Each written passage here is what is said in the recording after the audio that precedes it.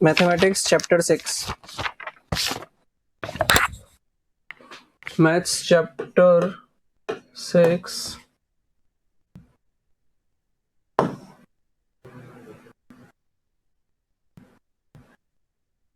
ठीक है, टॉपिक चल रहा था हमारा अलजेब्रिक एक्सप्रेशंस में।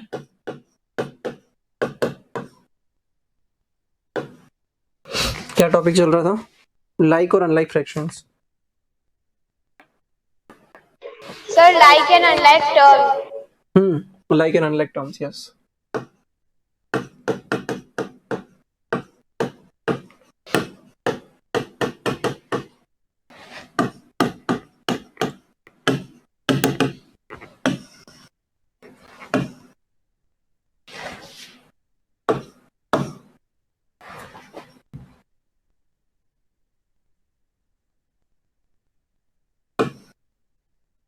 ठीक है, होमवर्क में क्या था कल आपको लोगों के लिए? होमवर्क में No, sir. सर कुछ भी नहीं दिया। होमवर्क कुछ नहीं था आप लोगों के लिए। रिकैप एक्सरसाइज डिस्कस कर चुके हम लोग। यस सर, वो कल आपने 6.1 Yes, sir. ठीक है, तो चलिए लिखिए पहले लाइक टर्म्स। Yes, sir. 5.1 का फिफ्थ क्वेश्चन नहीं कर पाए थे। 5.1 का फिफ्थ क्वेश्चन नहीं कर पाए थे, तो मतलब Sorry, एक्सरसाइज sir. 6.1. होमवर्क में थी आप लोगों के लिए। सर 6.1 ठीक है, सर, हाँ तो ठीक क्योंकि है। आपने पहले ये लाइक एंड अनलाइक सिखाया नहीं था इसलिए। हाँ तो ठीक है, वही कह रहा हूँ कि लाइक और अनलाइक टर्म्स पढ़ने के बाद में एक्सरसाइज 5.6.1 डिस्कस कर लेंगे, यही कह रहा हूँ मैं। ठीक है, लिखिए लाइक टर्म्स। लाइक टर्म्स और those terms which have same combination of what? Sir, it is not. Sir, voice is not clear. Sir, voice is not clear. ठीक है, like terms are those terms which have same combination of variables. Example से समझते हैं। -4xy, +4xy, क्या ये like terms है या नहीं है? Yes sir, Yes, sir. Like है। ये लाइक है, पर यहाँ Sir, because -4 variable है, are same. ये +4 है। यहाँ -4 है और +4 है, लाइक कैसे हो सकता है? कैसे हो सकता Sir, है? because variable are same.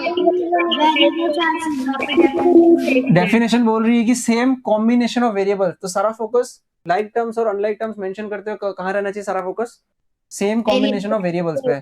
तो कॉम्बिनेशन पे फोकस करो, सिंपल। क्या? एक्स वाई और एक्स वाई। ठीक है,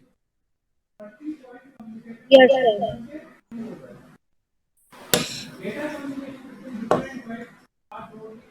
ठीक है, और ये तो हो गए लाइक टर्म्स। और अगला एग्जांपल लिखो।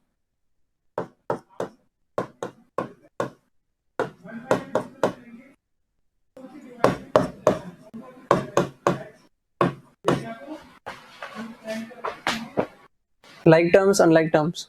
Sir, unlike. एग्जैक्टली, क्यों? सर क्योंकि इसमें यहाँ x पर x की Sir, पावर 2 है, because पावर का फर्क है। यहाँ x की पावर 2 है, वहाँ x की पावर 1 है, यहाँ y की पावर 1 है, वहाँ y की पावर 2 है। तो एक भी वेरिएशन नहीं चलेगा, सब कुछ सेम होना चाहिए। पावर भी, यहाँ तक की पावर भी सेम होनी चाहिए। ठीक है, कर लिया कॉपी? नहीं भी किया तो Yes, रिवाइंड sir. कर लेना, रिकॉर्डिंग तो है ही आपके पास। लिखिए अनलाइक टर्म्स।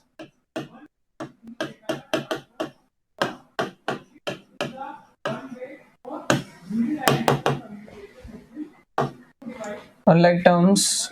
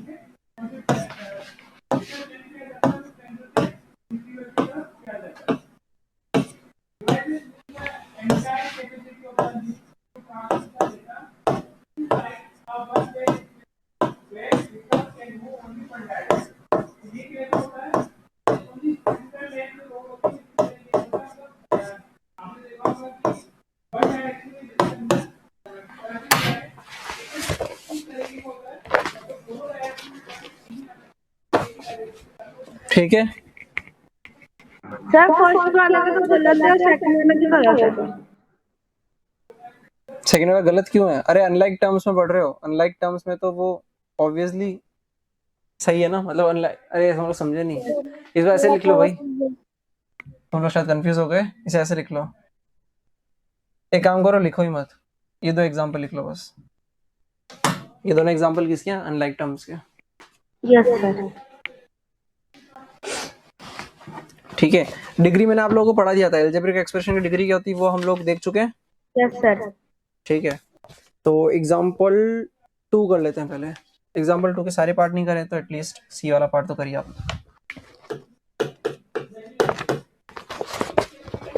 एग्जाम्पल 2 देखिए, 4x cube y square plus 6x y cube.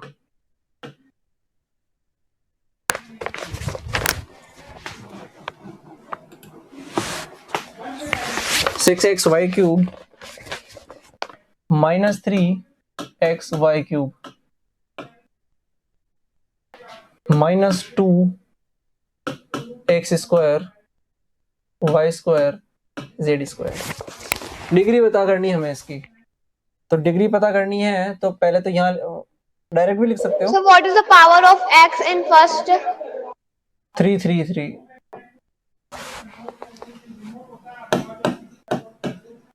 तो करने का तरीका वैसे ही होता है, लेकिन अगर आप लोग डायरेक्ट भी लिखते हो तो नंबर नहीं कटेंगे। टर्म्स और हर टर्म की पावर आप लोग यहाँ लिख सकते हो।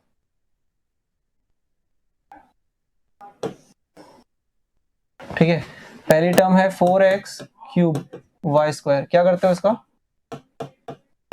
पावर्स को ऐड करना है डिफरेंट वेरिएबल्स की। 6x Y cube. आ रहा है समझ में क्या? Yes sir. क्या करवा रहे हैं? ये करवा रहे हैं कि एग्जाम्पल 2 में हमें सी पार्ट में डिग्री निकालनी है, ये करवा रहे हैं। तो डिग्री निकालने का तरीका ये होता है, अगर आपने डे बिफोर यस्टरडे की क्लास अटेंड की थी तो समझ में आ रहा होगा, और अगर नहीं की थी तो पहले वो रिकॉर्डिंग देख लेना और फिर समझ लेना। ये हो जाएगा 1 + 3 अगेन 4। और लास्ट टर्म हमारे पास में है, कोफिशिएंट से कोई मतलब नहीं पड़ता है यहाँ जब हमें पावर निकालनी होती है तो। माइनस को भूल मत जाना कभी भी टर्म लिखते टाइम।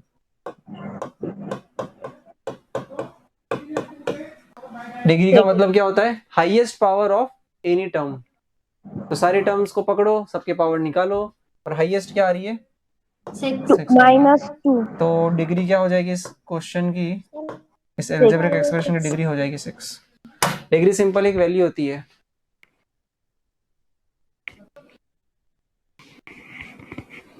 ठीक है, अब एक्सरसाइज 6.1 नहीं, पहले एग्जांपल 3 करेंगे।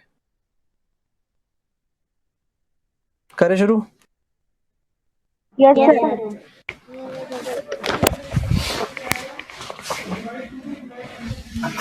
Example 3, find the value of p square plus 4py plus y square. इसकी वैल्यू निकालनी है हमें, है ना? इसकी वैल्यू बताओ आप लोग। अगर आपको दे रखा है यहाँ पे if p equal to -2 comma y equal to कितना दे रखा है? 3। तो वैल्यू रखनी है और सॉल्व करना है। इसमें तो ऐसा कुछ भी नहीं है जो समझ में नहीं आ सकता। p स्क्वायर को क्या लिखेंगे आप लोग? -2 और स्क्वायर। पहले वैल्यूज रख दो, सिंपल सिंपल। पहली स्टेप में जल्दबाजी मत करो कि एक ही स्टेप में पूरा सॉल्व करना है। अभी आप लोगों की प्रैक्टिस इतनी हो जाए तब करना ये काम। p की वैल्यू -2 है, ध्यान रहे, माइनस खा मत जाना कभी भी।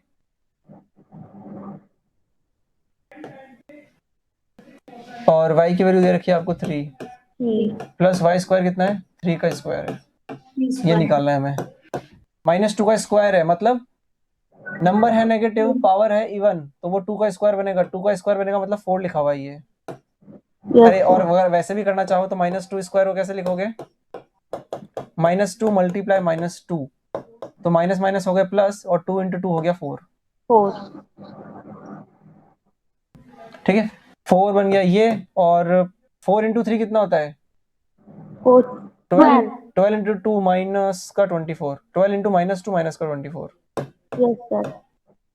प्लस 9, ये दे रखा है प्लस का 4, वो दे रखा है प्लस का 9, ये माइनस का 24, तो प्लस 4 प्लस 9 पहले सॉल्व हो जाएंगे, तो ये देंगे प्लस का 13 माइनस 24। इंटीजर्स को ऐड करना आता है सभी को, 6 क्लास में Yes, sir. करके आए हो गए ये वाला।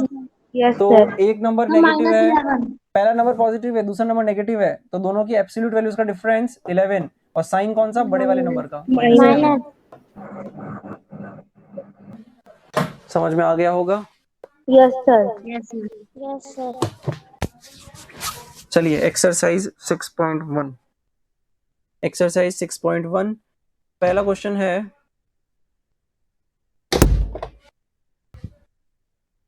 Right the numerical coefficients of each term. अब कोफिशिएंट में, कोफिशिएंट का मतलब होता है हम जिस भी वेरिएबल की बात कर रहे हैं किसी भी टर्म में, तो उसके उससे उस नंबर को छोड़ के, जिस भी वेरिएबल की बात कर रहे हैं उस वेरिएबल को छोड़ के जितना भी नंबर एसोसिएटेड उस टर्म में, वो होता है कोफिशिएंट। लेकिन यहाँ पे न्यूमेरिकल कोफिशिएंट बोला है, मतलब कि वेरिएबल कोफिशिएंट को उड़ा देंगे, हम न्यूमेरिकली लिखेंगे। ठीक है, चलो करते हैं। Yes, sir.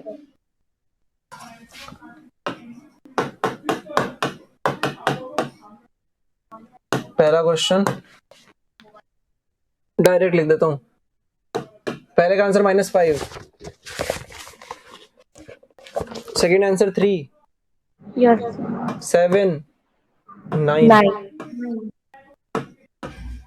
ठीक है, Yes. अब ध्यान से देखो, ये बस लिख देता हूं यहाँ पे समझाने के लिए एक example. 9p square q square है वो, उसने अगर पूछा होता कि q स्क्वायर का कोफिशिएंट कितना है तो हम बोलते हैं 9p स्क्वायर, लेकिन उसने ये नहीं पूछा है कि q स्क्वायर या p स्क्वायर का कोफिशिएंट कितना है, उसने पूछा न्यूमेरिकल कोफिशिएंट कितना है हर टर्म के, तो न्यूमेरिकल उठा लिया, नंबर्स उठा लिया सारे के सारे टर्म्स में, तो इस तरीके से सॉल्व हो गया। Excuse me, sir. Yes, sir मैं फर्स्ट वाले में जो आप कहते हो कि सर अगर आगे कोई नंबर नहीं है तो ऐड का साइन लग जाता है, तो सर 3, 7 और 9 में ऐड का साइन लग जाएगा क्या? बिल्कुल, कुछ नंबर नहीं तो प्लस का साइन होता है obviously. Second question, right the constant terms in each of the following. तो पहला क्वेश्चन है 5x cube cube cube plus 7, constant term कितनी है इसमें? 7. 5 or 7. गलत, ये कांस्टेंट टर्म लिखा हुआ है, रुको रुको रुको रुको रुको, यहाँ कंफ्यूजन हो गया, 3 कौन बोल रहा है? ये तो अलग ही दुनिया से। ध्यान से देखो, 7 लिखा हुआ है कांस्टेंट टर्म, कांस्टेंट टर्म का मतलब यहाँ पे टर्म कितनी है? 2 टर्म्स है यहाँ पे, तो जिस भी टर्म में सिर्फ नंबर लिखा हुआ है, न्यूमेरिकल नंबर लिखा हुआ है और कोई भी वेरिएबल एसोसिएटेड नहीं है, तो वो होती है कांस्टेंट टर्म। बताया था मैंने, रिवाइज कर लिया करो इसीलिए डेली। और ये हो गई आपकी, अब ऐसे टर्म जिसके अंदर वेरिएबल्स भी हैं और कांस्टेंट्स भी हैं, मतलब न्यूमेरिकल नंबर्स भी, न्यूमेरिकल्स भी हैं, तो ऐसे टर्म्स को बोलते हैं वेरिएबल टर्म। तो उसने पूछा है कि कांस्टेंट टर्म कौन सी है इसमें, तो 7 ही तो होगी भाई, 5 तो न्यूमेरिकल कोफिशिएंट है इस टर्म में, और 3 तो पावर हो गई। 3 कौन आंसर दे रहा है? 3 तो पावर हो गई उसकी, कुछ नहीं हो सकता। सेकंड क्वेश्चन है, सेकंड का second question, 7xy square z plus 3, answer इसका 3. 3. 3. Sir 3 is constant. अब आपके लिए कुछ अलग ही क्वेश्चन है, 3a square b square plus c, यहाँ कितना आंसर है? 0. एग्जैक्टली, किसने बोला सबसे पहले 0? सबसे पहले किसने बोला था? एग्जैक्टली, यहाँ पे प्लस 0 कर देंगे तो ना तो इस एक्सप्रेशन को कोई फर्क पड़ा और हमें आंसर मिल गया, ये इसका आंसर है। बहुत बढ़िया। 9 + 3 PQR, 9. सर 9. ठीक है, सही है, कर पा रहे हो आप लोग। Third question, right the numerical coefficients of the following expression. Numerical coefficients Sir, 5 or 3. -5 और 3, -5 or 3. 7,3, -4. ठीक है। -1 समझ में आ गया ना, कुछ नहीं है तो -1 से मल्टीप्लाई कर रखा है, तभी तो माइनस का साइन टिका हुआ है। चले आगे, fourth question, Yes, sir. Yes, sir. Fourth question देखिए, write the coefficients of X square in the following terms. तो पहली टर्म दे रखी है -3x² y। -3. मैंने आपको बोला था -3 -3y. Exactly -3 only. -3y। ध्यान से देखो, यही कंफ्यूजन है तुम लोगों का, कुछ बच्चे अभी -3 बोल रहे हैं। एक तो हो गया कोफिशिएंट्स, एक्सक्यूज मी सर, लेकिन आपने तो बताया था कि उसके आगे के लेते नंबर्स। वही बोल रहा हूँ मैं, पहले सुनना हो तो सही। एक तो हो गया कोफिशिएंट्स, और पहले वाले क्वेश्चन में पूछा था न्यूमेरिकल कोफिशिएंट्स। तो न्यूमेरिकल कोफिशिएंट का मतलब हो गया सिर्फ जो नंबर दे रखा है with including sign, numerical coefficient का मतलब वो हो गया। और कोफिशिएंट का मतलब हो गया, अब जब भी कोफिशिएंट की बात करेंगे तो किसी वेरिएबल की बात करेंगे, किसी वेरिएबल के कोफिशिएंट की बात करेंगे। तो उसने यहाँ x² का कोफिशिएंट पूछा है, तो कोफिशिएंट की डेफिनेशन मैंने नोट में लिखवाई थी, अगर आप लोगों ने रिवाइज नहीं किया है तो आज कर लेना। कोफिशिएंट का मतलब होता है, किसी भी वेरिएबल के कोफिशिएंट का मतलब होता है जो नंबर उसके साथ में एसोसिएटेड उस टर्म में। तो इस टर्म में -3x² y, x² की बात कर रहे हैं, पावर हमेशा इंक्लूड हो गया ना यहाँ पे। यहाँ पे x कोई भी वेरिएबल नहीं है, x कोई वेरिएबल नहीं है इस टर्म में, x² एक वेरिएबल है और y एक वेरिएबल है। तो x² की उसने बात की तो -3y आ गया। अगर वो y के लिए पूछता तो आंसर होता -3x²। अब क्लियर है? Yes, sir. Yes sir. Sir, yes, sir.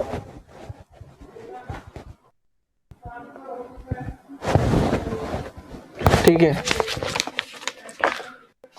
Second question है 18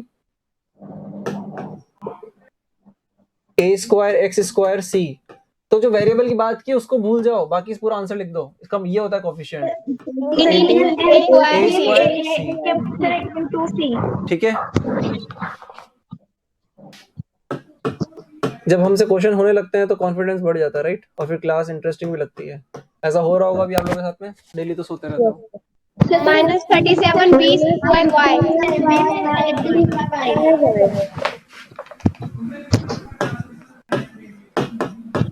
सर एडिशन का 59 सर, प्लस लगाए 59 के आगे। हाँ हाँ, कुछ नहीं होता तो प्लस ही होता है भाई। ठीक है, सही जा रहे हो। Fifth question. हाँ, कुछ पूछ रहे हो? सर प्लस लगा भी सकते हो, नहीं भी लगा सकते हो। अरे ऑब्वियसली बचपन से यही तो पढ़ता है हम लोग, कुछ नंबर के आगे कुछ भी नहीं लगा तो वो प्लस का 18 है, प्लस का 59 है। माइनस तो इसलिए लगाते हैं क्योंकि हद हो गई। माइनस तो इसलिए लगा देते हैं क्योंकि माइनस हमेशा लिखते हैं, क्योंकि डिस्टिंग्विश करने के लिए कुछ तो चाहिए ना। ये स्टैंडर्ड होता है कि कुछ नहीं होता है तो प्लस लगा हुआ था, और माइनस है तो माइनस लगाना ही होता है हमेशा, ये स्टैंडर्ड है। ठीक है, फिफ्थ क्वेश्चन लाइक टर्म्स और अनलाइक टर्म्स के ऊपर है। Identify the like terms in the following. अच्छा, बहुत सारे क्वेश्चन दे रखे हैं, फिर बोल रहा है कि लाइक टर्म्स निकालो। चलो, बहुत ही थकाने वाला काम दिया उसने। 5x² y, फिर -7a। सर हमने भेजे थे जो। हाँ जी, सर हमारे सही थे क्या सर, हमने जो भेजे थे आपको? सर कहना है अरे कहना ही, रुको तुम, अभी पहले लिखने दो तो क्वेश्चन। देखो दिख गया होगा तुम लोगों को, 14a और -7 है, आंसर लिखते चलते साइड में। -7a लाइक टर्म्स ढूंढ रहे हैं हम, लाइक टर्म्स। 14a 55 है। आंसर कितना हो गया इसका? -7a के साथ में आ जाएगा पेयर 14a, ये पहला। ठीक है, ये पहला पेयर बन गया, पहला ग्रुप बन गया जिसमें सर 55A सर 55A। और एक 55 भी है। ठीक है, यस सर। पहले क्वेश्चन लिख देता हूँ पूरा। 14a 17y को बाद में फेंक दो, क्योंकि मल्टीप्लिकेशन कम्युनिकेटिव होता है। सर हमारे सही थे क्या सर, जो हमने भेजा था? हाँ,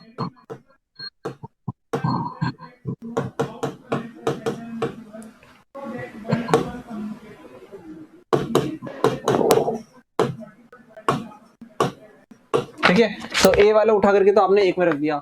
अब x² y वाला पकड़ लो पहले। x² y, एक तो ये रहा 17 वाला, और sir 5x² x² y 5x² y। Sir 5x² 29। Exactly, और सर ये हो गया, ये हो गया। सर 3 बस यही है। अब 3x square y square, 3x square y square, ये रहा 3x स्क्वायर वाई स्क्वायर, और 45 सही है। Yes sir. अरे भाई मेरे साथ चलो, अपनी मर्जी से आंसर दिए जा रहे हो। ये एक्स स्क्वायर वाई वाला हमने निकाल लिया, अब एक्स वाई स्क्वायर निकालो, एक्स वाई स्क्वायर।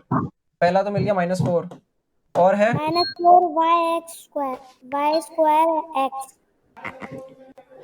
दो बार दे रखा है उसने -4x square, Yes, sir.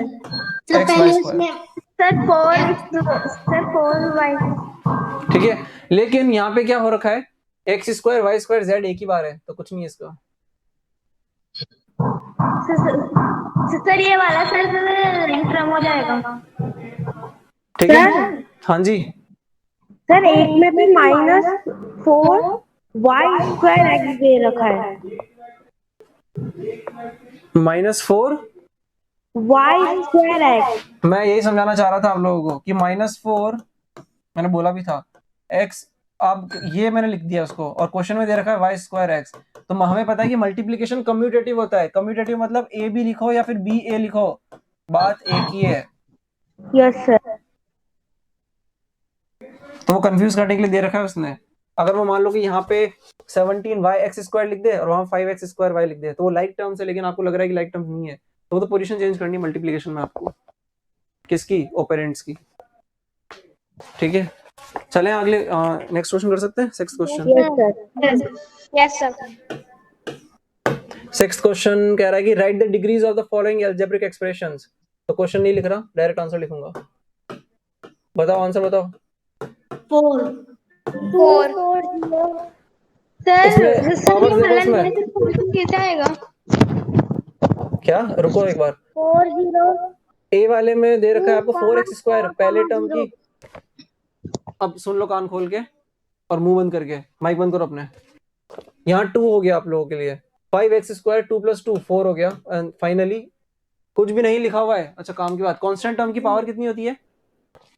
Constant term के साथ में वेरिएबल है ही नहीं, तो हमें पता है कि अगर कोई वेरिएबल नहीं है तो x की पावर 0 है, तो उसका मतलब 1 होता है वो। तो यहाँ पे पावर कितनी है उसकी? 0। समझ गए? Yes sir. क्योंकि वेरिएबल है ही नहीं ना, और वेरिएबल नहीं है तो मान लो कोई भी इमेजिनरी वेरिएबल रख दो वहां पे और पावर 0 लगा दो उस पे, तो वो नहीं लिखा हुआ एक तरीके से। और किसी कांस्टेंट टर्म को 1 से मल्टीप्लाई करोगे तो उसमें कोई बदलाव नहीं आने वाला। होपफुली समझ रहे होंगे। डी वाले में तीनों का सेम ही आएगा, 2 2 2। 4 पहले ए का आंसर 4 हो गया, ठीक है। वेरिएबल्स की पावर को ऐड करना है हर टर्म में। सर 4 कैसे आया? डिग्री वाले, डिग्री जब पढ़ाया था तब क्लास में नहीं आया था क्या? नहीं आया ये वाला। हाँ सर हमें नहीं आया ये वाला। नहीं आया, क्लास में नहीं आया था क्या उस दिन? देखो ए पार्ट दे रखा है 4x² plus 5x² y² plus दे रखा है 6। अब ध्यान से देखो, कांस्टेंट टर्म जब भी हमें क्या करना होता है, अच्छा पहले डिग्री पता तो है ना होता क्या है। डिग्री का मतलब होता है सिंगल एक वैल्यू आएगी डिग्री फाइनली आंसर में, और वो आंसर क्या होता है, वो जो वैल्यू आती है वो कोई ना कोई पावर होती है, किसकी, किसी भी एक टर्म की पावर होती है वो, और वो हाईएस्ट पावर होती है। हाईएस्ट पावर पिक करनी होती है हमें, इसका मतलब कि सारी टर्म्स की आपको पावर कैलकुलेट करनी पड़ेगी। तो कैलकुलेट करनी पड़ेगी, तो पहले टर्म की पावर कितनी है? 2, क्योंकि एक ही तो वेरिएबल है। सेकंड में देखो 2 + 2 ऐड करना होता है, तो 4 दे रखा है। यहाँ पे कुछ भी नहीं है कांस्टेंट का, मैंने आपको बता दिया कि कुछ नहीं है, तो वेरिएबल लगा करके 0 लगा दो पावर में। तो किसी भी, मैंने पढ़ाया था एक्सपोनेंट्स चैप्टर में कि किसी वेरिएबल पे, किसी भी नंबर पे अगर पावर 0 होती है तो उसकी वैल्यू 1 होती है, और ये 1 ऑलरेडी लिखा हुआ है, 1 से मल्टीप्लाई हो रखा है ये। तो ये मैनिपुलेशन इतना थोड़ा बहुत आपको करना पड़ेगा। तो इसकी, तो आप तो ध्यान रखो कांस्टेंट टर्म की हमेशा पावर 1 होती है, सॉरी पावर 0 होती है, 1 नहीं 0 होती है। तो यहाँ हाईएस्ट कितनी मिली आपको? 240 में से 2, सॉरी 4, ठीक है। हाँ या ना? Yes sir. Yes sir. तो फिर आगे देखो, A B plus B A plus C A, A की सर पावर 1 इनमें बी सभी की की पावर 2 होगी, 2 और सर डिग्री भी 2 ही आएगी। Yes sir. सेकंड में 1, 1, 1, -3 से मतलब ही नहीं है 3। सर इसकी डिग्री होगी 3। डी पार्ट में पहले का पी स्क्वायर और क्यू स्क्वायर 4, फिर ए सर स्क्वायर 4 4 यहाँ कितना दिखेगा आपको 2 2 2 1 5 आ गया। देवेश ने भी आंसर दिया, इसका मतलब सभी को समझ में आ गया। बहुत बढ़िया। चलिए ठीक है, 6th क्वेश्चन तक हमने कंप्लीट कर लिया है। 7th 8th और 9th क्वेश्चन हम कल करेंगे और अभी हम साइंस क्लास कंप्लीट कर लेते हैं। ठीक है। Okay sir.